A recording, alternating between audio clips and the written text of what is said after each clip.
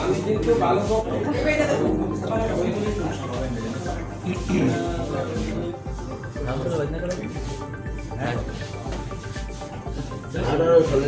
আমাকে আশ্বস্ত করেছেন যে আমি এসিলেন্টকে পাঠাচ্ছি একটা তদন্তের মাধ্যমে। ডেটটা আপনার পরবর্তী জানাই কালকের প্রোগ্রাম শেষে আমরা দিতে পারি। ইউপি চেয়ারম্যান জনাব শামসুল হুসাইন তার নির্দেশে আওয়ামী লীগের নেতাকর্মী নিয়ে একটা মিটিং হয়। তারই ধারাবাহিকতায় আজকে এই সাংবাদিক সম্মেলন।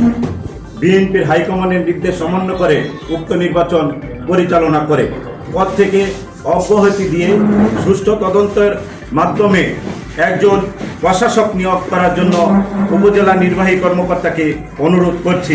উপজেলা নির্বাহী কর্মকর্তাকে আমরা স্মারকলিপি প্রদান করেছি এবং জেলা প্রশাসককেও আমরা স্মারকলিপি প্রদান করেছি।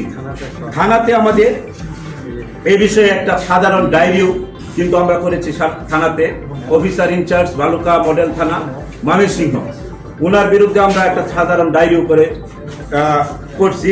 সব 19 জনের নামে যেসব আওয়ামী লীগের পদধারী নেতারা এখানে উপস্থিত ছিল ইউনিয়ন পরিষদে। প্রশাসনকে অনুরোধ করব আগামী কয়েকদিনের ভিতরে ইউনিয়ন পরিষদের কার্যক্রমকে